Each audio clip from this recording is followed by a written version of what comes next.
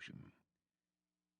Beyond the walls of the cobweb, unfortunately, things were messier, and required the employment of those who, like Andreas, had special talents. Andreas was in his mid-30s, with an average build and a forgettable face, both assets in his line of work. He wore one of the black, floor-length leather greatcoats that were the unofficial uniform of the Concordat. The coat had become a symbol.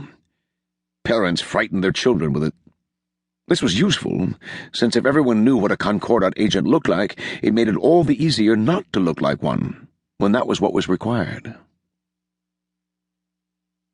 Orlanko shifted in his special chair, which creaked slightly as hidden springs took up his weight. He adjusted his spectacles and pretended to notice Andreas for the first time, though the man had been waiting patiently for at least a quarter of an hour. "Ah, Andreas." "Sir." "Any progress with your investigation of the Grey Rose?" Some things were too delicate to trust the machine. The Grey Rose had been another of Orlanko's special employees, one of the best, but she'd slipped the leash several years back and disappeared without a trace. As a matter of principle, the Duke couldn't allow that sort of thing.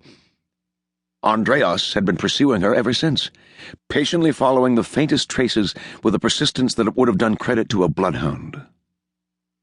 Andreas, the Duke sometimes thought, was a bit like an automaton himself. "I have several promising leads, sir," Andreas said. "My people are following them up."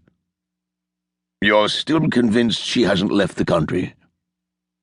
"The balance of evidence seems to suggest she remains in the city, sir." Damn the woman, Orlanko thought. If she'd done the logical thing and fled beyond his supposedly all-powerful reach, he would have happily called off the hunt. She knew nothing that would damage him, not at this stage.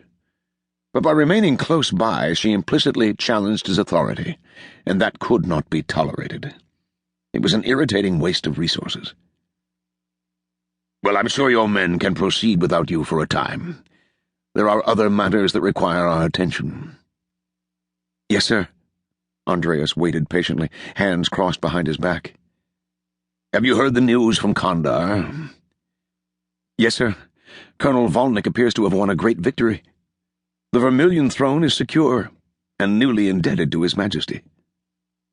"So the papers would have us believe," Orlanko said sourly. Vhalnich was already well on his way to becoming a popular hero. Such stories were usually exaggerations, but the Duke's own agents reported that the broadsheets were, if anything, understating the case. "Vhalnich is on his way back here, apparently. He's expected any day." "And the special asset you sent with him?" "I've heard nothing." Orlanko's finger tapped on the report. "Which in itself speaks volumes. If we assume the worst, she's been eliminated." "And the 1,000 names may be in Vhalnich's hands." A hint of animation entered Andreas's face. "Would you like him removed upon arrival?" The Duke stifled a sigh. If Andreas had a fault, it was a definite tendency to resort to drastic measures too quickly. It was an odd failing in someone so patient in every other respect. Orlanko suspected that Andreas simply liked to kill people. "That would be a bit obvious, don't you think?" Orlanko shook his head. "No, Vhalnich will undoubtedly enjoy the favor of the king and the adoration of the mob. For the moment we dare not touch him. But His Majesty is very ill. If he dies, we shall see." "Yes, sir." "We need to know what happened in Kandar, Andreas. If these names our Elysian friends are so interested in really exist, and whether or not Vhalnich has them. Whether he even understands their importance." He leaned back in his chair, springs creaking. "Find out." "Understood, sir." "Vhalnich is a very clever man, and he'll be on his guard. Concentrate on the people around him. Nothing too obvious, of course." "Yes, sir." Andreas betrayed only a hint of disappointment. "And I may have another assignment for you soon, depending on how the king..."